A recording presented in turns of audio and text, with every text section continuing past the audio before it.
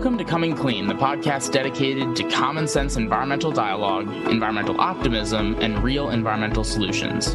This show is proudly powered by Ørsted. Welcome back to Coming Clean with your host, Benji Backer. Today we have an amazing special guest, Jesse Diggins, one of my great friends. But before we get to that, some really important news of the day that we want to cover this week. And I have a guest to bring on before Jesse to talk about that. And that's my friend Lucy Biggers. And Lucy is an incredible asset in the climate space and has been for many years. And I'll let her introduce herself. But I'm really excited to talk about a very important topic this week, which is that train derailment in Ohio. But before we get to that, Lucy, welcome to the show. And it's great to have you here. Thanks, Benji. When I heard you were making this podcast, just the mission of, bridging the polarized political divide in this country and finding solutions, I was like, I gotta be involved. I gotta jump on. So thanks for having me on. And I think we both, share a passion for finding solutions and common ground. For background, quickly, before we get into the news of the week, I was a sustainability producer and reporter at Now This for 7 years. I've built up a big Instagram following on there. And since that time of sort of being on the super left, progressive climate activism space, I've moved a little bit toward the center.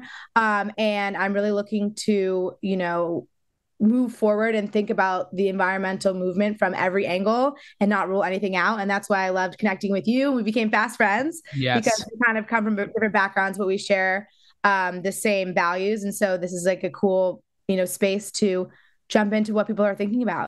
Yeah. Well, I think, before we jump in, I think it's actually very pertinent to talk about that right now, because Marjorie Taylor Greene today, was threatening or saying that we should be thinking about seceding from each other as a nation. There's been lots of partisan attacks about the train derailment in itself. This is it's a very perfect time, unfortunately, to be having this conversation, which is like, how do we handle these situations going forward? And what are we doing wrong to allow these things to continue to happen in the United States, a country where, we shouldn't be talking about secession. We shouldn't be talking about, how we're handling toxic pollution in the atmosphere and in people's water and air that they're breathing day to day. I see that all kind of combined because we seem to be heading in a direction that is a little bit scary in many ways. And that's brought you to this conversation in a way that you hadn't seen before. So to dive into the train derailment, in Colorado or in Ohio, what were your initial thoughts, and what have you seen since then that makes you feel like we're not heading in the right direction, or maybe we are?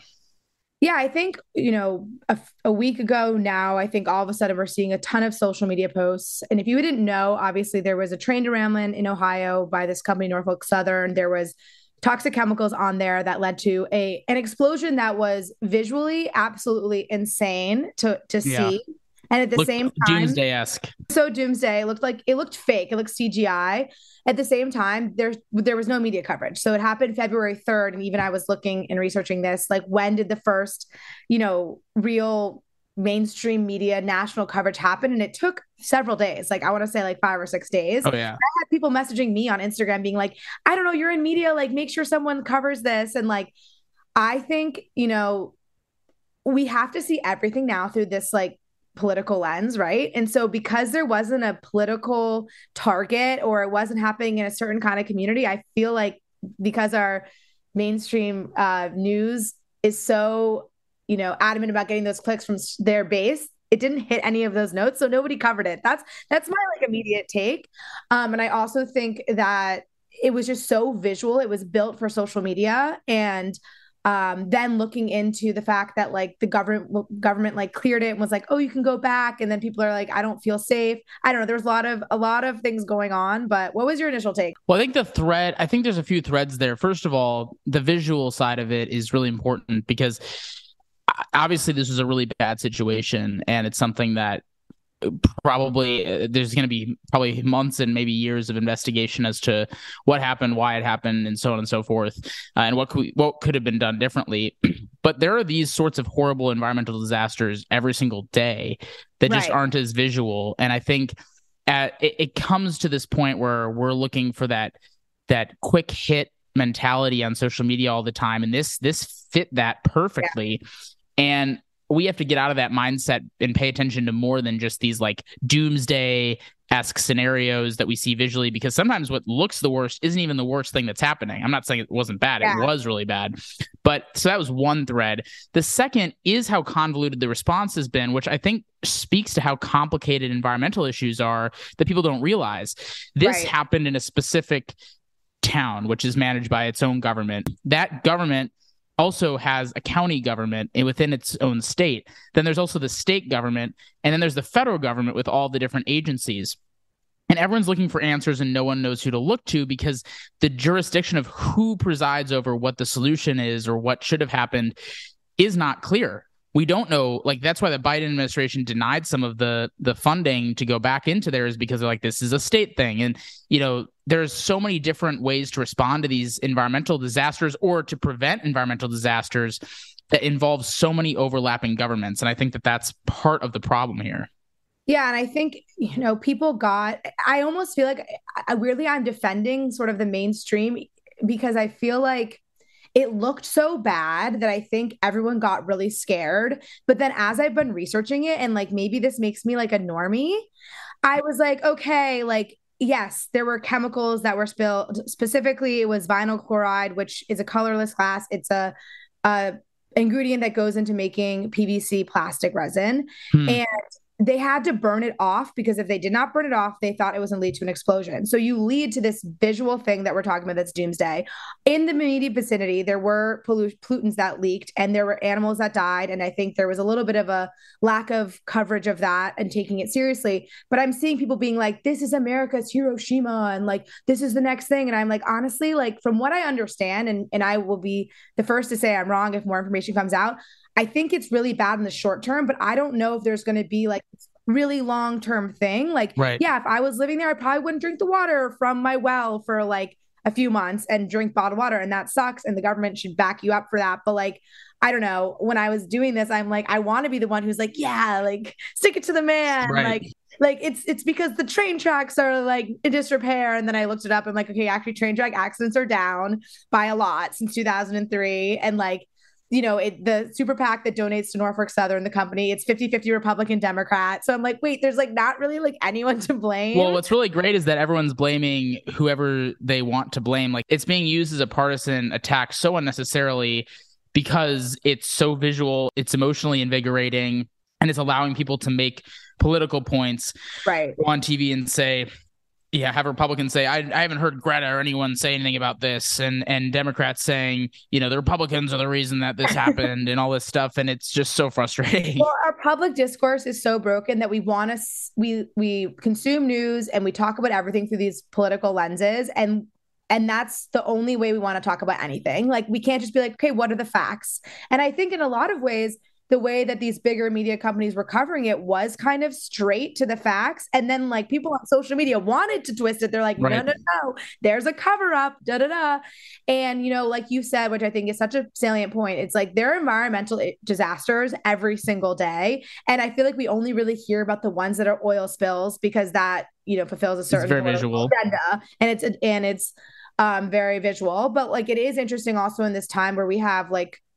carbon emissions, tunnel vision, to be talking about an old school, like kind of run of the mill, like, you know, environmental issue that like in the end of the day, it's going to be cleaned up and people will pay. And I hope everyone in that community like is not, you know, going to suffer long-term health impacts, not trying to diminish what they're going to experience. And like for them, it is real. Like for them, it is a really big disaster. And my heart goes out to that small community in Ohio. But at the same time, in our online world, does me sitting in New York having a conniption about this and crying about it, like, I don't think it's necessarily like the best use of time, other than like just hoping that it gets cleaned up and the right people get held responsible. I feel like if everyone's hearing me for the first time, they're like, who is this basic girl? Like, well, no, but you're so right. I mean, it might sound basic or normie, but it's so important that people hear this, because it's this balanced approach. It's not as fulfilling as it would be to just say, this is the worst thing that's happened in American history. You know, we have to fight back. Like, that is so much easier to pay attention to and so much more compelling. But we have all these problems, like you said, all the time. And like, I mean, my girlfriend works in construction in New York City, and she oversees some of the like pollution that humans put under the ground that are so toxic that would kill humans if they breathed it for like, a millisecond sometimes. And it's been down there for, about a century since the Industrial Revolution. And there are those things that are happening, that's underneath the ground that people are living on every single day, but we don't hear about that. It's not as visual. It's pretty boring. And I think even carbon emissions can sometimes fall into that. Carbon emissions are you can't see them. You can't feel them in a way that you can see this smoke, burrowing in East Palestine, Ohio. So I think we have to be thinking about the long term of this. We have to be realistic about people trying to drum up attention over it. Pay attention to what we should be doing differently going forward, but also know that there are sometimes bigger fish to fry than what is on social media. It's about to be like, well, the fish were fried. That's too soon. Sorry. Too soon. Wait, but also, okay, my question for you, because I know you got to go to your interview, but if you could, and you had a magic wand and you could go back, and from the moment that explosion happened, this accident happened, what would you have done differently, whether it's the media response or the government response? Like, how could it have been handled better so that didn't lead to like this reaction? I think the media didn't cover it for a while, and I'm not sure why. That's going to have to come out at some point. I would have loved the media to come out and say this happened. Right. But simultaneously, the people who follow the media to say, okay, this looks really bad. Let's wait for the details. And if we don't get details, let's push for them, but let's wait for them before we jump to all these conclusions. But I think that's asking too much for the world. Yeah, and I think it's just a wait and see moment. Like I've just taught myself over the years of living life online is like you have to just take a deep breath before you react. And I think this was a situation that got people really worked up. And I also do think, I'm not trying to belittle it in the end of the day, but no. And a lot of details haven't been uncovered yet, but it's important for us to not jump to assumptions before they get uncovered, and to make sure that our sources that are saying certain things are actually backed up by reality. So, Lucy, thank you so much for jumping on. I hope to have you back soon to talk about other issues of the day. I think that will happen, hint, hint. And also, I'm going to come off more edgy. the more episodes, the edgier. That's the plan. Yeah. Oh, I've got spicy opinions. You get ready. More fish were fried jokes. Yeah. All right, Lucy, thank you so much. And now we will go to our incredible interview with Jessie Diggins, which is providing a lot of hope for our conversation around climate and the environment going forward. And we'll roll to that soon.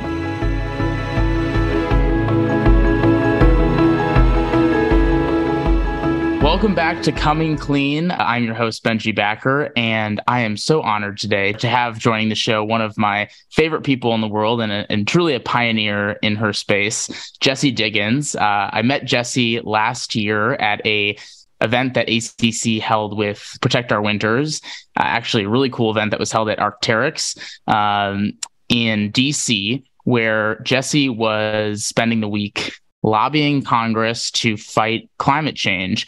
But Jessie's not a lobbyist. She's a decorated Olympian, an American hero, and a cross-country ski legend who just believes that the planet is worth protecting and that her voice is worth having at the table. And it's just one of those things that's incredibly inspiring. So before I get too much into that, I want to welcome Jessie to the show and really appreciate you being here. Oh, thanks so much for having me. This is really fun to talk about. It is really fun to talk about. And before we get into the nitty gritty of climate change, I want you to tell listeners where you're at and what the last couple of weeks have been like for you, because you've been on the road and doing some pretty cool things. Yeah. So I raced the World Cup circuit, which for those of you who aren't familiar with cross-country skiing, the World Cup is basically the highest level of racing that there is in the world, and hence the World Cup. So now I sound redundant, but we basically race in a different country every week. We race usually Saturday, Sunday, or Friday, Saturday, Sunday. And then Monday we go to the next country and we do it all over again. So been racing since late November. So I've been on the road for about 2 months now, living out of a duffel bag in Europe. At the moment, we're traveling. We're getting ready for the World Championships, which are going to be in Planica, Slovenia in 2 weeks. It's coming up really soon. Wow. And so we're training in Obertiliach right now, which is in Austria, and it's gorgeous. We're living in this big old hotel that we think was built in the mid 1600s, and you can ski right out the door, and we have amazing training opportunities here. So everyone's just kind of creating a nice little like team bubble where we're having team movie nights and team game nights and training super, super hard, and just getting all psyched up for world champs. And did I see that there's some cabin or treehouse, or is that where you are right now, in the middle of kind of like the woods? Yeah, we went and explored a deer stand that was like an actual treehouse. It was like 35 feet off the ground, but we were trying to get a good view. It looked like a pretty luxurious deer stand. Yeah, it was insulated. It was really nice. That is so cool. Well, you've been on the road for 2 months and living out of a duffel bag and working incredibly hard. But this is something that you're used to, and yet you find a lot of time to invest in, advocating for the environment as well as other things. I mean, you are a leader in getting young women into sports and having them have more opportunities and really, that side of things. But on the climate and environmental side, I would love for you to tell your environmental origin story and kind of like why you grew up loving this planet so much and what made you feel so passionate about it. And you obviously spend so much time in it. So hearing that story would be amazing. Yeah. Well, so I grew up in Afton, Minnesota, and my parents love the outdoors. So I grew up just really appreciating all 4 seasons, which are all super different. And in the summer, we would go on these long, like backcountry canoe trips, and then we'd be camping and hiking and fishing. And then in the fall, we were still hiking around the trails. And then in the winter, cross-country skiing was what we did as a family. So I pretty much grew up on skis. Before I could walk, I was in my parents' backpack, and that was what we did every weekend as a family. And then in the spring, it was just working out in the garden with my mom, planting things, seeing things grow, just having a big appreciation for being outside and nature and how beautiful it is to be outside. So yeah, I just grew up spending so much time outdoors. That was my playground. And so I've always had a big appreciation for nature. But when I got into cross-country skiing on the high school team, that's when we started having winters that were, multiple winters in a row that were very different from what I remembered growing up.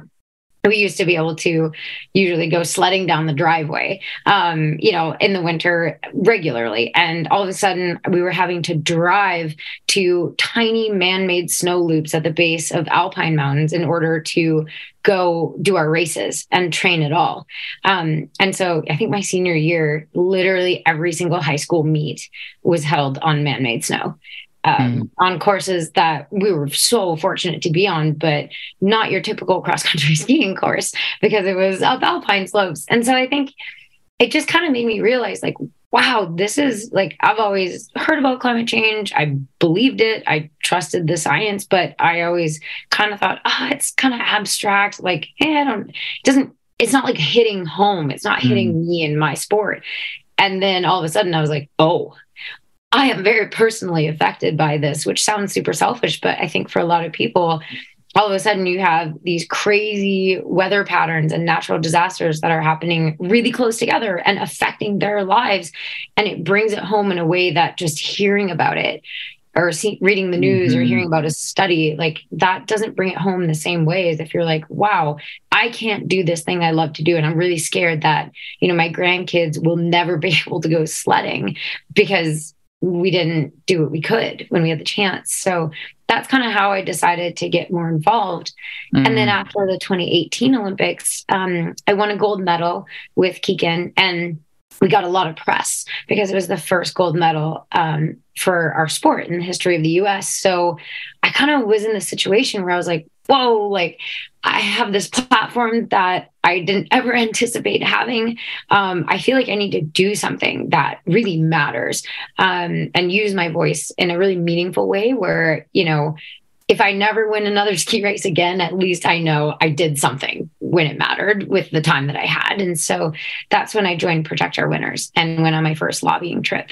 And that was a really empowering experience. To be honest, it was very cool because I think I grew up often hearing the narrative like, oh, you say you care about climate, but you fly over to Europe to race, so you can't say anything. Or like, you fly over here to go to a wedding, you fly over there for work. But everyone I know is plugged into the grid. We're all in this world that requires us to travel for various reasons. So I think one of the biggest hurdles I had to get over was feeling intimidated about speaking up about climate, because I felt like, no, I do care about this. And no, I'm not perfect. I'm working on it, but I recycle, I reuse, like I travel around with a water bottle. I do the little things that I can, and I try to minimize my travel wherever I can.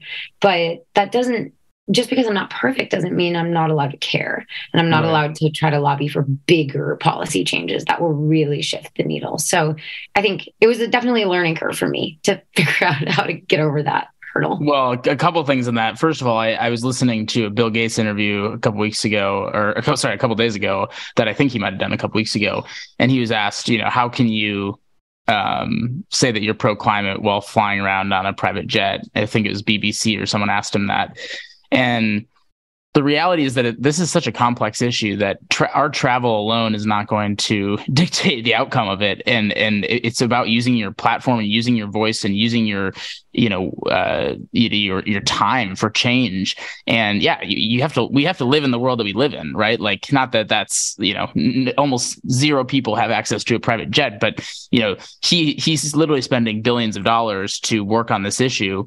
And he travels to conferences and that sort of thing. And people could argue that maybe he shouldn't do it in a private jet, but like, he's going to have to travel to it, just like you're going to have to travel to your things. And I'm going to have to travel to my things, and people are going to have to travel to see their families. And, those are the sorts of realities that we live in. And that doesn't mean that we should be shamed for that. But I want to go back to the discussion that you were talking about, really with growing up in the Midwest. And as another person who grew up in the Midwest in Wisconsin, which, is very similar to Minnesota in very many ways, there's something about the forest and just the North Woods of this country that is so undervalued in Minnesota and in Wisconsin and even in the Upper Peninsula of Michigan.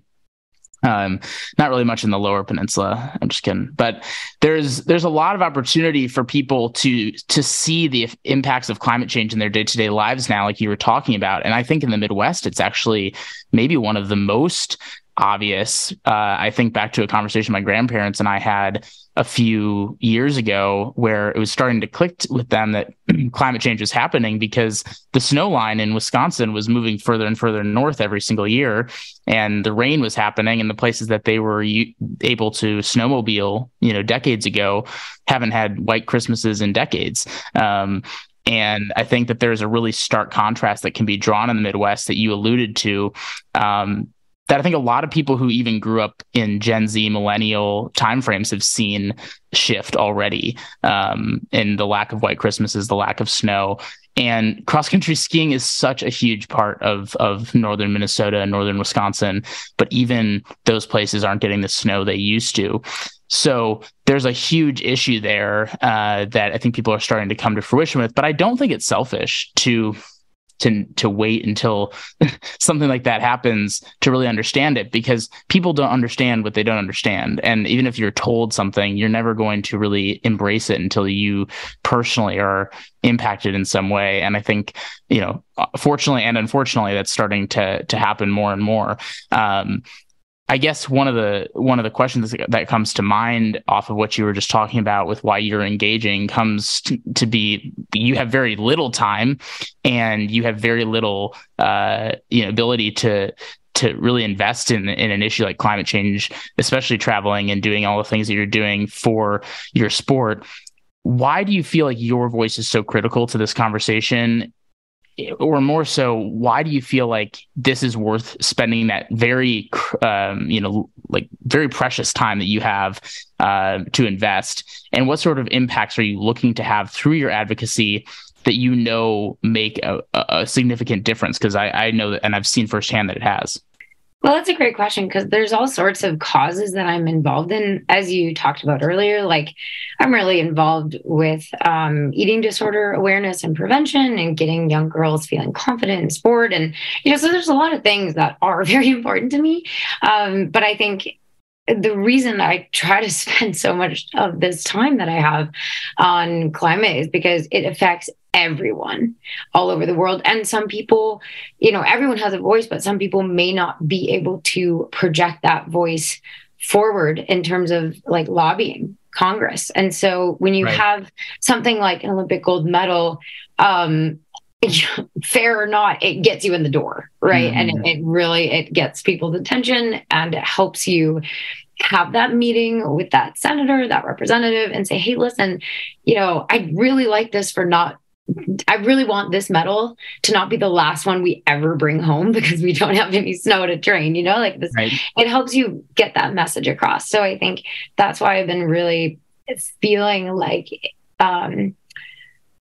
it's me being responsible, using my voice to try to save this for future generations, because they're working so hard. And, my younger teammates, I want them to have a future in this sport. I want my grandkids to have the option of a future of cross-country skiing. And so, but I also think, like you said, one of the biggest outcomes is that people feel empowered to use their voice. And so one of the things I spend a lot of time on is making people realize, hey, you do have a part in this. Like, just voting is really, really important, because that's how we get large changes made. And even if you feel like, oh, I'm not perfect, this won't really move the needle, like, it's still worth it to take those little steps. Like, if you didn't recycle before, this would be a great time to start. Like, if you buy a ton of single-use plastics, and, if you buy a plastic water bottle every day, maybe it's time to invest in a reusable one. Like, little steps, as well as the little steps that actually are big, like voting or calling your senator and saying, hey, listen, like, I love deer hunting, and tick season is now super long. I'm really concerned about these tick-borne illnesses that are now way more of a problem because climate change is changing the way we have longer summers. Like, just whatever it is that clicks for you, making sure that you make those concerns known to the people who represent you and can actually help push forward these large scale changes. Well, and on that, you've been in a lot of rooms with leaders that have listened to your voice. And I would love for you to share a little bit of the observation that you have of the partisan divide on this issue, and maybe some misunderstandings that you found from what we've talked about, some opportunities that may lie in this conversation that people might not realize. Can you talk a little bit about your advocacy behind the scenes and kind of what you've seen, some observations that people should know about? Yeah, I think the biggest misunderstanding is one that I also shared, which was that nobody cares. This is never going to do anything. Like, it's super easy to get a little bit cynical and feel a little bit hopeless when it comes to climate change, because it's something that we've been working on for so long. And because, 20 years ago, there was a ton of pushback. This isn't real, or it's not actually our fault. We don't actually have to change it.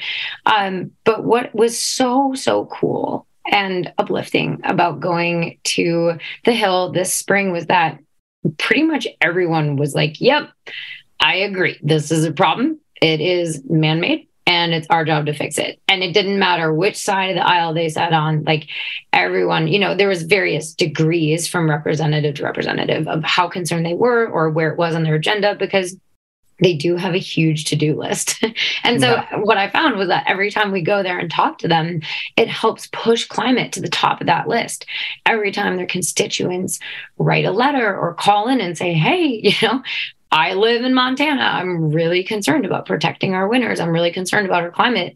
I just want you to know that. Like, it keeps pushing that to the top of their list, because they're inundated every day with tons of requests, tons of asks. But one thing I did hear from Democrats and Republicans alike was, we're listening.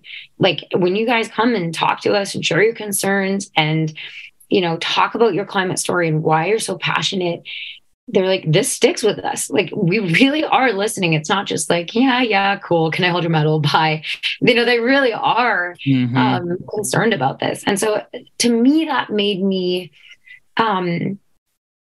feel really hopeful, because I just felt like, all right, we are getting support from both sides. And not everyone always necessarily agrees on the single best course of action. That's going to take compromise, like everything else in life. But there is this unanimous agreement basically that, hey, we got to do something. It's important. So that was very, very cool. And that made me really excited to see. I love that you bring that up because, I mean, I even think back to our Arc'teryx event where we had multiple Republican members of Congress there, and they didn't even have a speaking opportunity. And for people who don't know a lot about the way members of Congress work, usually they don't go places where there's not a speaking opportunity or fundraising or some sort of meeting of strategy or whatever. They're not just going to show up to a bunch of events and listen to people. There's not a lot of people in the world who want to do that in general. And they were there because they wanted to hear from Jessie. They wanted to hear from the Olympians, and they wanted to hear from ACC. And I think it's a good example of how on this issue, I think more than others, elected officials are listening a lot because they're trying to figure out what to do and how to do it. They truly want to do something about it. They don't really know exactly how, and they want to hear different perspectives. And we assume wrongly, like Jessie, you alluded to too, that they're dictated by all these external factors, or that they're not at the table, or that they're just too far behind and that we shouldn't even try, when in reality it's the exact opposite. And of course there are anomalies to that, and there are people who are problematic, but for the most part it's really a huge playing field that we haven't really even tried to touch yet, and Jessie's kind of helping be a part of that game, and it's super critical for more of us to lean into it. So from those behind the scenes meetings that you've had, where do you feel like the most hope and unhopeful experiences have come from? If you could just talk through what makes you a little bit unhopeful, and then maybe expand a little bit on other things that have made you hopeful as well from your advocacy in the climate space and those lobbying experiences. Yeah, I guess I'm trying to remember. Well, also lobbying, if I can just cut in, lobbying is like a very dirty word for most people. And so I think it's really cool for people to hear about how you as just a activist are lobbying, and that other people can do that. And so I just want to, for the listener's sake, blatantly say that, lobbying is not something that is just for government affairs employees at companies. This is for literally every single constituent, and this unhopeful and hopeful approach that Jessie has is literally from her lobbying and using her voice for that. So sorry, Jessie, go ahead. I just want to add to that. No, I'm glad you did, because I think in my mind, someone was like, "Oh, you went and lobbied," and I was like, "Yeah, I went and asked for something that I care about." Like, that's really what it is. That's what it is. It's asking for something that you want, that you care about, that's important to you, right? Like that's what I was doing there. So that was in itself very empowering, because someone might say no, they might not agree with you, but if you don't ask, you for sure will not get what you want every single time. And so, the worst you're going to get is no, sorry, I can't. And the best you're going to get is yes. And so that's just a cool feeling. So I don't know that I had that many. I'd say there were one or two unhelpful encounters where we simply weren't able to meet with the person we wanted to meet with. We instead had one of their staffers. And it might have been someone who was super new, who was like, I got to tell you, we're swamped right now with other things. This is not something we're really going to get to. And I did appreciate their candor and their honesty in that. But that was a little bit tough sometimes, because you can't always, if you're there for a day, you can't always meet with everyone that's kind of on your list of like, wow, we really want to make sure we connect with these people. But on the plus side, it was very cool to meet with a lot of representatives and senators that were just like, yeah, I'm really pushing for this. And not only I'm pushing for this, but I recognize we need to get everyone involved in this. So I'm not just going to push for my solution my way. I'm going to make sure, like, I'm open to reaching across the aisle and making sure that we have something that we agree on so we can get it done. And so I think it was cool to hear that. That was, I can't remember who exactly were the ones who were saying that, but I do remember feeling like, okay, there's this really cool acknowledgement that, there's of course, going to be some compromise, but I think we can make this happen. So, and then some of the things that, I left feeling really excited about, or I don't know if excited is the right word, but I was able to share a lot of images in my talk that I think really stick with people, which is when we're racing on the World Cup and it's a ribbon of dirty man-made snow in a green field in Alpine mountains in February. That's such a starkly wrong scene. Like nothing about that looks right, And so I got to share this story. Like how in La Clusaz, France, like the villagers were all chipping chunks of ice from the frozen lake, hauling it up, crushing it up, spraying it out in the field, and dumping like parking lot man-made snow on there in order to save this race and make it happen. And that's how they did it. And that was a venue that should have had natural snow in like late January or February, whenever we were there. And so those images kind of really stick with you. And I was glad that I was able to share those, because I think it helps conjure up like, this is the future of our sport if we can't turn this around. Well, and whether intentionally or unintentionally, what was really powerful about doing that, and I know you did that at the Arc'teryx event too, was stories are so powerful in advocacy, especially when people can visualize it and or potentially physically see it like they were able to do with your presentation, because it does paint this picture. And we're human beings. Like, we love stories. Like, we don't care about the data of climate science as much as we do about the snow being all fake in the middle of the mountains because there's not snow there. Like, that is a way more compelling argument than, well, the Celsius, temperature has gone up by 0.2 degrees and on average. And like, it's just like our brains would rather hang on to these stories. And that's what makes your advocacy also so powerful, is that it's a real life example. It's not about science or like the depths of science. It's obviously on behalf of science, but it's about the way that you live your life. And it goes back to what we were talking about earlier, where it's a personal connection to the issue that drives change. And that's what's going to drive the change in general. People aren't going to push for action if they don't have a personal stake in it, or if they don't have some sort of ability to connect the issue with real life. And that's something that you really have done a good job of in your advocacy. And I would just urge others to do as well, that this isn't, as simple as trying to convince people that the science is important. It's about our lives, and it's about protecting our lives for future generations and protecting our planet for future generations.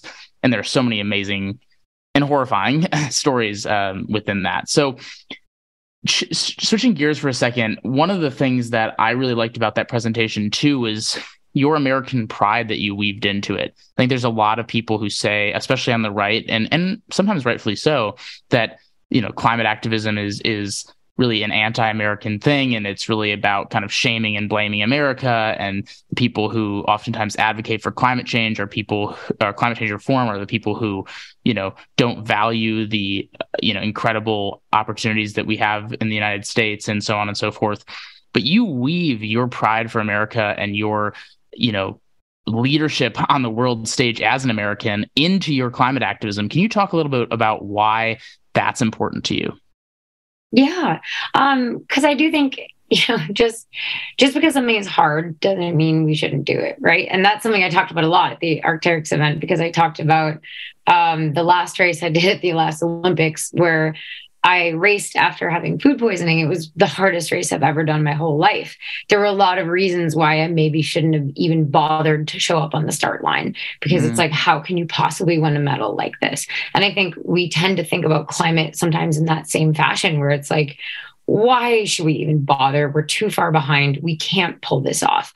This is way too hard.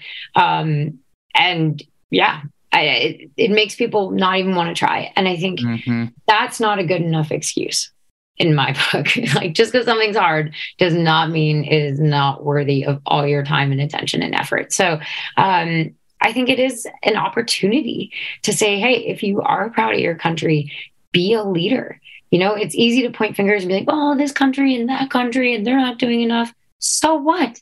Be the one who does enough.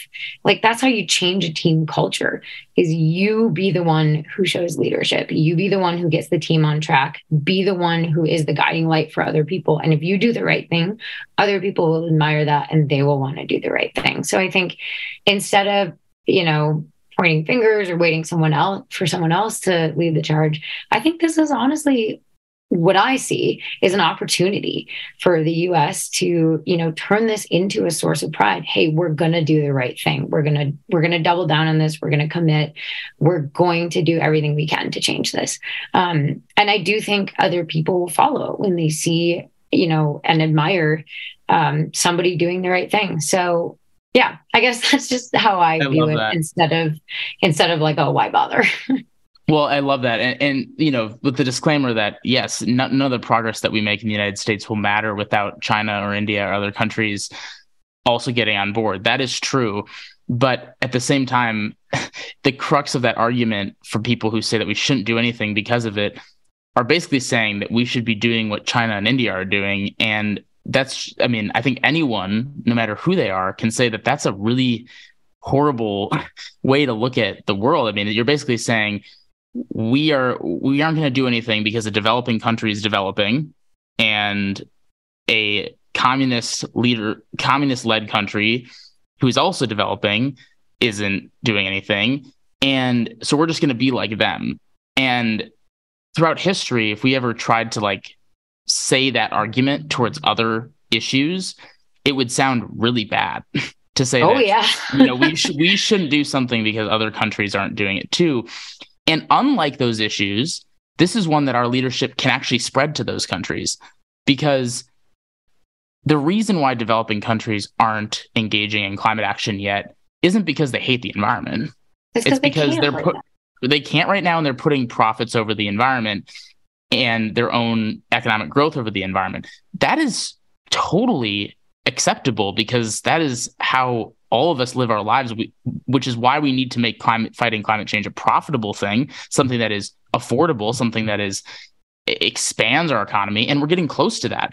And the more that America can lead on that, the more that we can allow the countries like China and India to see that it actually can be cheaper to be pro-environment. It actually can be, more affordable and more reliable to be pro-environment. And I'm not saying that we have it all figured out yet, because if we did, they would be embracing that. But we're getting pretty close. And if America is the one leading it, that reaps a lot of benefits for us. You can model that, that you will be rewarded for being pro-climate. And I think that's very, very cool. That's a huge incentive, I think. It is. And China, for all the wrongs that they have on this issue and lots of other issues, they know that there's an economic opportunity in fighting climate change, which is why they're investing in so many of these things for the long term. And America sitting back and saying, well, other countries aren't doing it, so we're not going to do it, is allowing a country like China to actually get ahead of us in a lot of ways economically on this issue so unnecessarily. And so we have a leadership role from a moral standpoint, an economic standpoint, and so on and so forth that we could be embracing. And I love how you weave that American pride into it. So I think that's just a really critical point for people to understand. Absolutely. I mean, I always try to make everything into a sports analogy, but it'd be like, oh, this other person isn't training very hard. I guess I won't train very hard either. I hope I win, though. I hope I win the race. That is exactly what that is. Yeah, it's like, well, who cares what they're doing? I'm going to go out there and train as hard as I can, because when I show up on the start line, I want to know I did everything I could. I might win the race. I might not, but at least I sleep well at night knowing that I really, truly tried everything I could. And yes. that's what it is about for me when I race. And that's kind of the same attitude I take towards climate. Like, whether we fix this in time or not, I want to be able to look my children in the eye and say, yeah, I did do everything I could. And there's only one way I'm going to be able to look them in the eye and say that. So exactly right. So speaking of that, I think you've got a really good lay of the land of where both sides are at with this issue and where they see this issue for future generations. If you could say, you can answer this two ways. If you could say one thing to both parties, either separately, so one thing to Democrats or one thing to Republicans as well, or one thing to them together, what would it be? And I'd almost prefer one thing to Republicans and Democrats, because I think they might be different things about what. That's funny, because I was actually just thinking I would say the same thing to everyone. And it would be, you're on the same team. because you all need to come together and fix this for the entire world in order to benefit from this and be remembered for doing the right thing. That's what I would tell them. Like, you will be remembered one way or the other. Be remembered for doing the right thing. Yeah, that's incredibly powerful. And this is your choice. This is your chance, you know? So that's what I would say to both sides. I love that. And actually, one final question before we get into some rapid fire fun questions. A lot of young people who believe in what you just said about getting on the same team and having elected officials understand that. Lots of people believe that, especially young people. But they don't know where to start with their activism. And you've talked a little bit about, the need to, use a voice for lobbying and, doing some of those smaller steps. But if someone's stuck and they're saying, I don't know what to do, but I want to do something about it, where can they go to start taking some of those steps outside of the things that you've talked about already? Right. Well, I'm sure the AAC has a great website that can help direct people.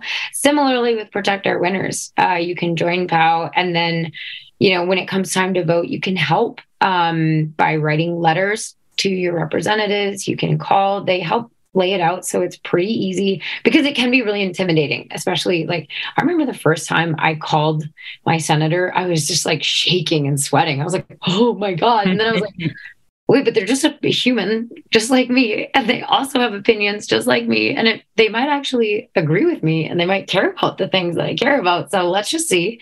But I think they really help you break it down and make it a little bit less intimidating and a little easier to do.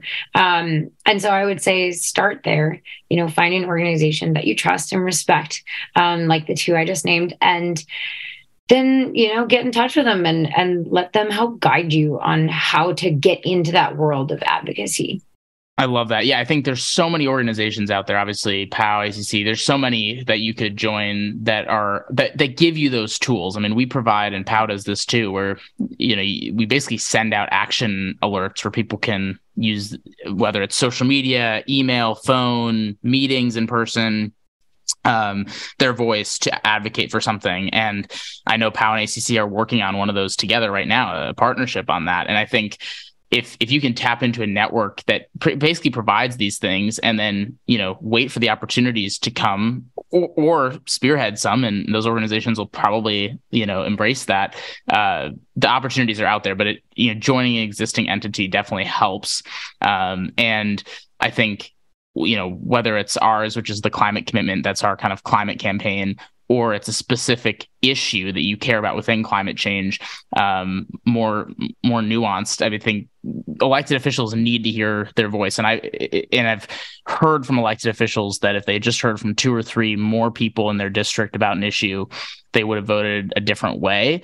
And it speaks to the power of, yes, it's nerve-wracking to call up your legislator, but if you can do it alongside an organization that is already doing that, and you're alongside a team of people, it can make that a little less intimidating. So I completely agree. Anything else you want to add on that before we go into rapid fire? I guess I would say also, A, vote. That's the biggest. And then B, sometimes you can take it into your own hands if you feel really inspired to do so. For example, there's a student-led fundraiser for Protect Our Winners. It's a ski race called Ski for Snow in Minneapolis. This is a couple high school kids who are like, hey, we really care about climate. We're actually too young to vote, but we really want to raise money to help this organization out because we really believe in it. And they led the charge on this entire event to raise money. How cool is that? I mean, they're like 16 years old. And so I think about that when I think, oh man, I'm kind of nervous, kind of like intimidated about calling this person or writing this letter or whatever. And then I'm like, oh, wow, 16-year-olds organize an entire fundraising event. That's okay. All right, I can do this. It kind of helps give you that courage and remember that like you can take things into your own hands too if you feel inspired.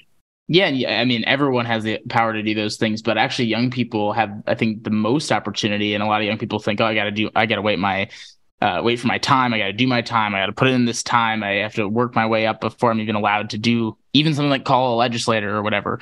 But the reality is that everyone wants young voices right now. Like the vast majority of people will actually elevate people and help them put together a fundraiser as 16-year-olds because they want to empower the next generation. And of course, there are people who don't want that, but the vast majority of adults, older adults do. And that is like a mass opportunity for young people to take advantage of those resources that people want to put into younger generations. I completely agree. All right. Well, we're short on time, so I want to get to the rapid fire questions, and I want to kind of intro them by saying we've talked about this before, but about a decade ago, you and my uncle rode in a car together in Jackson or in Idaho or somewhere out west where there's a cross-country ski training thing. We both know about the amazing trails up in northern Minnesota and Wisconsin, and there's a lot that connects us there. And my family, my cousins and aunts and uncle are super invested in that too. And I think it's a really fascinating question to start the rapid fire by asking, what is your favorite place to cross-country ski in the United States and internationally? Okay. In the US, I'd have to say the trails where I learned how to ski, simply because so many great memories playing tag on skis, playing soccer on skis, like skiing across the lake and then skiing to a bonfire. Like you can't beat those memories. No, so that was the Willow River ski club at the Willow River State Park, which is actually in Wisconsin. It's right over the border from Minnesota. That's why Wisconsin's just slightly better than Minnesota. Nice try. And internationally, I would say Sizeram, Italy is my favorite place in the whole world. You got these jagged peaks of the Dolomites. There's hundreds of kilometers of ski trails. It's this huge alpine meadow just dotted with all these cute little wooden cabins. You can like ski to the cabin and have a picnic. It's so freaking cute. It's awesome. That is awesome. I'm envisioning it right now, and I'm gonna need to go because that sounds incredible. All right. When you're out there in those beautiful mountains or those beautiful forests, what is your favorite trail food? We might have talked about this, but I'm a big baker, and I get really sick of sport bars because there's only so many energy bars you can eat in your life. And they all sort of taste the same, even though they're really great. So I really like baking like banana chocolate chip muffins or something, and then bringing I have these little reusable muffin cups that keep them very nice. And so I bring those in my pockets. It's those small things, but it's also those delicious things that I'm sure your team and your teammates get to benefit from as well. Yes, they do. It's worth keeping you around for the trail food that is better than the energy bars. And you could be past your prime in 40 years and you'd still be out there because they want those banana chocolate chip, desserts on the trail. So that's awesome. All right. Most undervalued U.S. state for outdoor activities. Oh, undervalued? Oh, man. I'm going to go out on a limb here. I think people forget that New York isn't just New York City, that there's actually some incredible running and hiking in the Adirondacks. It's a huge, huge state. And I think of New York and I think like, oh, the big city, it's a bunch of pavement. But actually, some of the running out there is some of the most beautiful ever. And it's absolutely gorgeous. And the leaf peeping out there in the fall is top notch. That is very true. Upstate New York is incredible, and the Finger Lakes, and there's just so much beauty up there that people don't realize. And you're totally right. I mean, New York City can be a tough place to be at times if you love the environment, but the state itself gets a bad rap because of that unnecessarily. I love that answer. Yeah.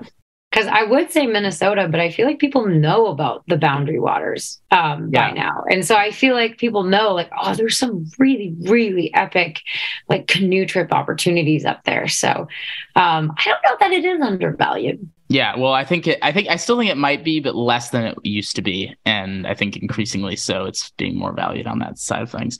Okay, well, speaking of Minnesota, the last question is a little bit controversial, and it might, cause some unfortunate debate. But what are the ranking of your top 4 Midwest states? This is definitely going to cause debate. Okay, well, obviously Minnesota because I'm a huge homer, and then probably Wisconsin because that's where I learned to ski. Then I'm going to say Michigan. Big fan of the Great Lakes situation. Yes. The 4th one's kind of tough for me. It does. The natural beauty does stem a lot from those 3 states in the Midwest. So that 4th one, where is it? I'm going to say South Dakota. Love that. Yep. That is a beautiful state. It is a beautiful state. I was going to say, you can fight me on this, but I love that. I disagree with the Wisconsin, Minnesota ranking, but other than that, I'm in the same boat on that. And I think South Dakota is actually undervalued in a lot of ways for its beauty. But it's starting to become more valued too, with the Badlands and the Custer State Park and a lot of great beauty out there. So, all right. Well, that's all we have time for today. I know you've got to run and we're at time anyways, but I really appreciate your voice in this conversation and your willingness to come on my podcast, especially as one of the earliest episodes. And, there's so much hope and optimism that I get when I talk to you. And there's so much hope and optimism that I know listeners and your followers and the people who know you have with your leadership on this. And so, I mean, I'm sure you hear it all the time, but the best thing you could do is keep doing this because it's incredibly helpful and impactful. And I know the politicians and just everyday voters really, really appreciate your activism. So thanks for being here. Oh, thanks for having me, and right back at you. This is really cool to talk about. So I really appreciate you doing this podcast. This is really cool. Well, thanks, and we'll have to have you on again. But for now, we'll let you go back into your treehouse in the middle of the woods or wherever you're headed to, and we'll talk to you soon. Awesome. Thanks, Benji. Thanks. And before we jump, the Coming Clean podcast is grateful to be powered by Ørsted, a wonderful company strengthening America's energy security with reliable and domestic clean energy. Through its integrated renewable energy solutions, Ørsted is creating American jobs, investing in American communities, and driving American innovation, all while preserving our country's natural habitats. A clean energy future truly connects us all, and Ørsted is helping lead the charge. To learn more, visit us.orsted.com.